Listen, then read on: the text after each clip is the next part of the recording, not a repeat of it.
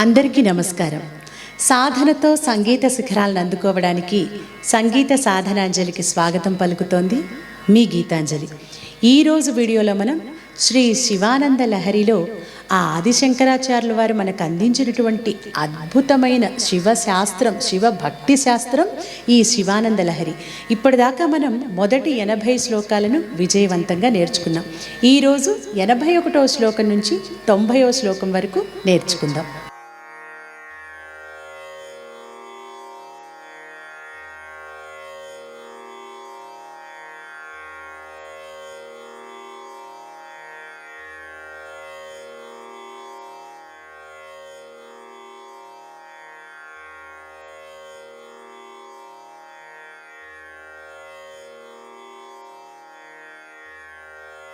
कंचित्कालमुमामहेश भवतः पादारविन्दार्चनैः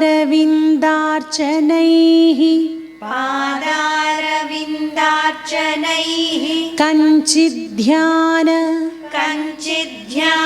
समाधिभिश्च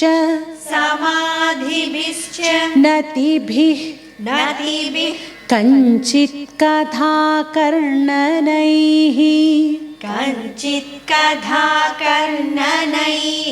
कंचित् कंचिदवेक्षणैश्च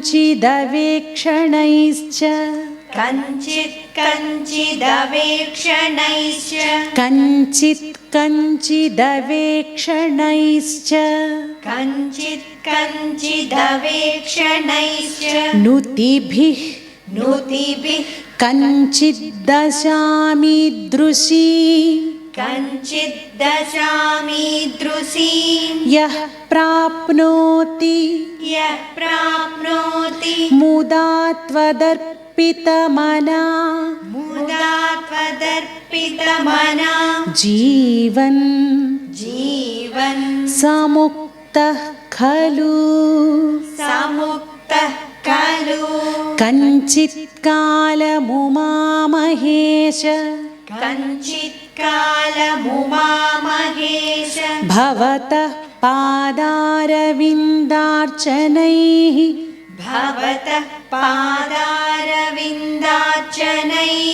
कंचिद्ध्यान समाधिभिश्च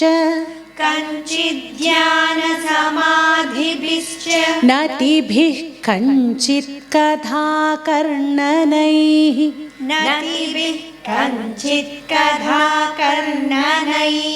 कंचित् कंचिदवेक्षणैश्च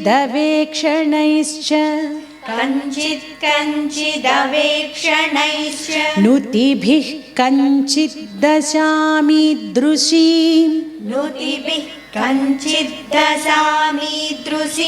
यः प्राप्नोति मुदा त्वदर्पितमना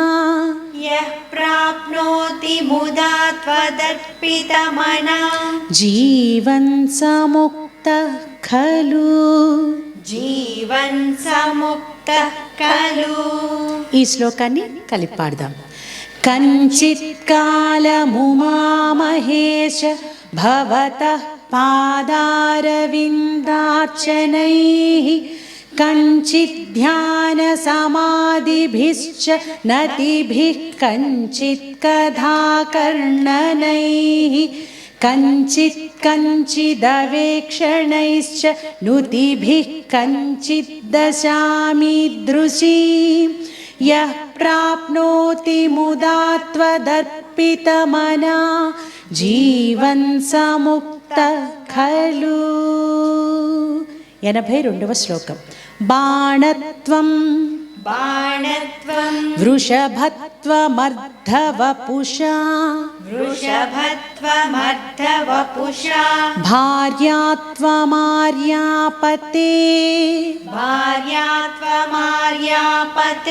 ఘోణిత్వం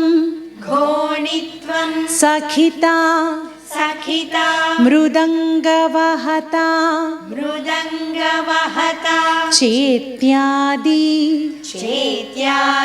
రూపం దధౌ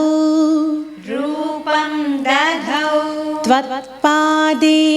त्वत्पादे नयनार्पणं च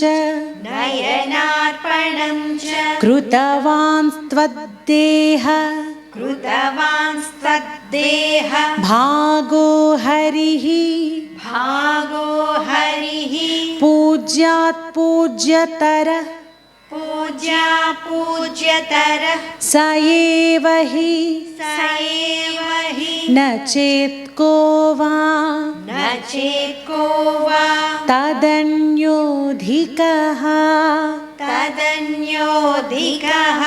बाणत्वं वृषभत्वमर्धवपुषा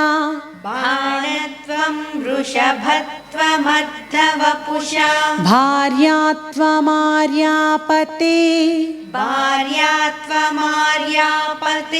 घोणित्वं सखिता मृदङ्गवहता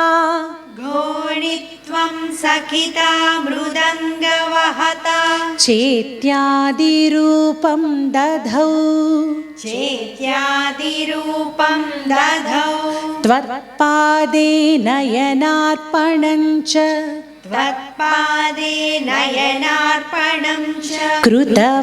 कृतवांस्त्वद्देह भागो हरिः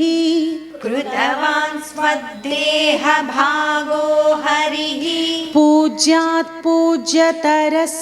एव हि न चेत् को वा तदन्योऽधिकः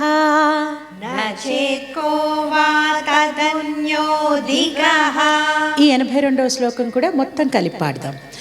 బాణత్వం వృషభత్వమర్ధవపుష భార్యాత్వమార్యాపతే घोणित्वं सखिता मृदङ्गवहता चेत्यादिरूपं दधौ त्वत्पादे नयनार्पणं च कृतवांस्त्वद्देह भागो हरिः पूज्यात् पूज्यतरः स एव हि न चेत् को वा तदन्योऽधिकः. 83వ శ్లోకం. జనన మృతియుతానాం సేవయా దేవతానాం న భవతి సుఖలేశ సంశయో నాస్తి తత్ర అజనిమమృతరూపం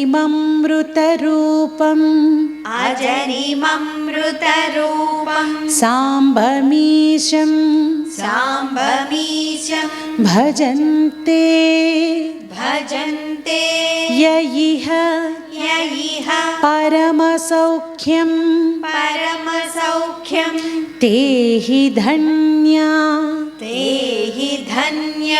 लभन्ते जनन मृतियुतानां सेवया देवतानां न भवति सुखलेश संशयो नास्ति तत्र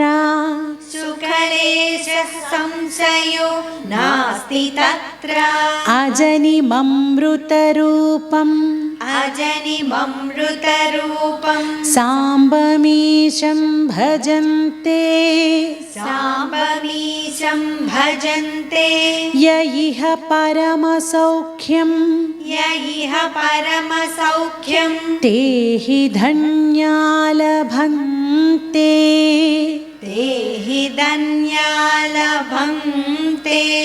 కలిపి పాడండి.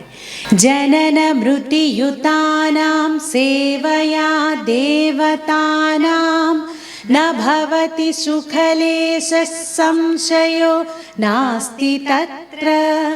अजनिममृतरूपं साम्बमीशं भजन्ते यइह परमसौख्यं ते हि धन्या लभन्ते 84వ శ్లోకం. శివ శివ తవ పరిచర్యా తవ పరిచర్యా సన్నిధానాయ సన్నిధానాయ గౌర్యా గౌర్యా భవ భవ మమ గుణధుర్యా మమ గుణధుర్యా బుద్ధికన్యా బుద్ధికన్యా ప్రదాస్యే ప్రదాస్యే సకల భువన బంధో సకల భువన బంధో సచ్చిదానంద సచ్చిదానంద సింధో సింధో సదయ సదయ హృదయ గేహే హృదయ గేహే సర్వదా సర్వదా సంవసత్వం సంవసత్వం శివ తవ పరిచర్యా శివ తవ పరిచర్యా సన్నిధానాయ గౌర్యా సన్నిధానాయ గౌర్యా భవ మమ గుణధుర్యా భవ మమ గుణధుర్యా బుద్ధికన్యాం ప్రదాస్యే బుద్ధికన్యాం ప్రదాస్యే సకల భువన బంధో సకల భువన బంధో సచ్చిదానంద సింధో సచిదానంద సింధో సదయ హృదయ గేహే సదయ హృదయ గేహే సర్వదా సంవసత్వం సర్వదా సంవసత్వం శివ తవ పరిచర్యా సన్నిధానాయ గౌర్యా భవ మమ గుణధుర్యా బుద్ధికన్యాం ప్రదాస్యే సకల భువన బంధో సచ్చిదానంద సింధో సదయ హృదయ గేహే సర్వదా సంవసత్వం. 85వ శ్లోకం. జలధి జలధి మథన దక్షో మదన దక్షో నైవ నైవ పాతాళ భేదీ పాతాళ భేదీ నచ నచ వనమృగయాయాం వన మృగయాయాం నైవ నైవ లుబ్ధ ప్రవీణ లుప్త ప్రవీణ అశన అశన కుసుమభూషా కుసుమభూషా వస్త్రముఖ్యాం వస్త్రముఖ్యాం సపర్యా సపర్యాం కథయ కథయ కథమహం కథమహం తే కల్పయానీందుమౌళే ते कल्पयानीन्दुमौळे జలధి మథన దక్షో నైవ जलधि मदन दक्षो नैव పాతాళ భేదీ पातालभेदी న చ వనమృగయాయాం నైవ न च वनमृगयायां नैव లుబ్ధ ప్రవీణః लुप्तः प्रवीणः అశన కుసుమభూషా आसनकुसुमभूषा వస్త్రముఖ్యాం సపర్యాం वस्त्रमुख्यां सपर्यां కథయ కథమహం कथय कथमहं తే కల్పయానీందుమౌళే ते कल्पयानीन्दुमौळे జలధి మథన దక్షో నైవ పాతాళ భేదీ న చ వనమృగయాయాం నైవ లుబ్ధ ప్రవీణః అశన కుసుమభూషా వస్త్రముఖ్యాం సపర్యాం కథయ కథమహం తే కల్పయానీందుమౌళే. 86వ శ్లోకం. పూజాద్రవ్య पूजाद्रव्य సమృద్ధయో समृद्धयो విరచితా विरचिता పూజాం पूजा कथं कथं कुर्महे कुर्महे पक्षित्वं पक्षित्वं न च वा न च वा किटित्वमपि कीटित्वमपि न प्राप्तं न प्राप्तं मया दुर्लभं मया दुर्लभं जाने जाने मस्तकमङ्घ्रि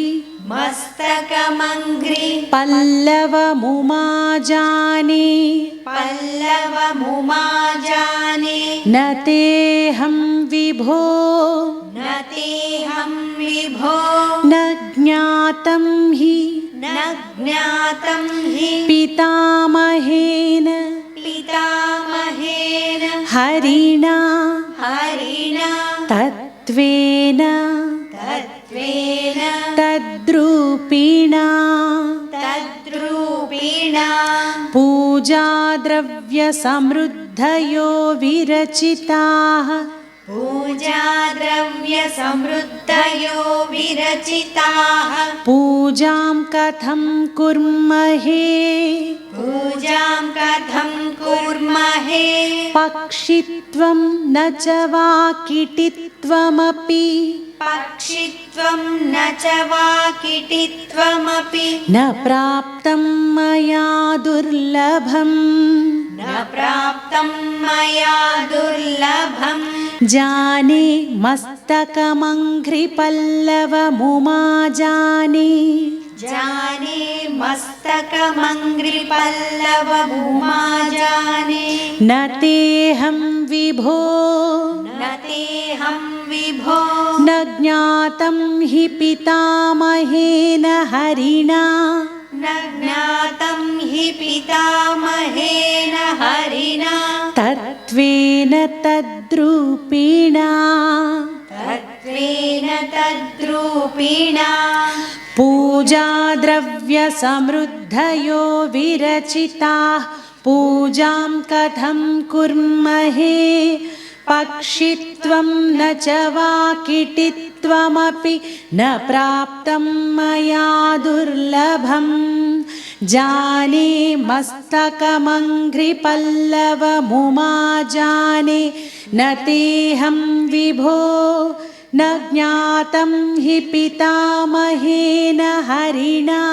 तत्त्वेन तद्रूपिणा 87వ శ్లోకం అశనం अशनं గరళం गरलं ఫణీకలాపో हनीकलापो వసనం वसनं చర్మ చ चर्म च వాహనం वाहनं మహోక్షః महोक्षः మమ దాస్యసి मम दास्यसि కిం కిమస్తి किं किमस्ति శంభో शम्भो తవ పాదాంబుజ तव पादाम्बुज భక్తిమేవ भक्तिमेव దేహి देहि అశనం గరళం ఫణీకలాపో अशनं गरलं फणीकलापो వసనం చర్మ చ వాహనం वसनं चर्म च वाहनं మహోక్షః महोक्षः మమ దాస్యసి కిం కిమస్తి मम दास्यसि किं किमस्ति శంభో शम्भो తవ పాదాంబుజ భక్తిమేవ तव पादाम्बुज भक्तिमेव దేహి देहि అశనం గరళం ఫణీకలాపో వసనం చర్మ చ వాహనం మహోక్షః మమ దాస్యసి కిం కిమస్తి శంభో తవ పాదాంబుజ భక్తిమేవ దేహి 88వ శ్లోకం యదా यदा కృతాంభోనిధి कृताम्भोनिधि सेतुबन्धनः सेतुबन्धनः करस्थलाधः करस्थलादः कृत कृत पर्वताधिपः पर्वताधिपः भवानि ते भवानि ते लङ्घित लङ्घित पद्म पद्म सम्भवस्तदा सम्भवस्तदा शिवार्चस्तव शिवार्चस्तव भावनक्षमः भावनक्षमः यदा कृताम्भोनिधि यदा कृताम्भोनिधि सेतुबन्धनः सेतुबन्धनः करस्थलाधः कृत करस्थलादः कृत पर्वताधिपः पर्वताधिपः भवानि ते लङ्घित भवानि ते लङ्घित पद्मसम्भवस्तदा पद्मसम्भवस्तदा शिवार्चास्तव शिवाचास्तव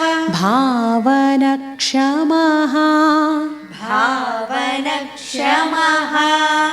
यदा कृताम्भोनिधि सेतुबन्धनः करस्थलाधः कृत पर्वताधिपः भवानि ते लङ्घित पद्मसम्भवस्तदा शिवार्चास्तव भावनक्षमः 89వ శ్లోకం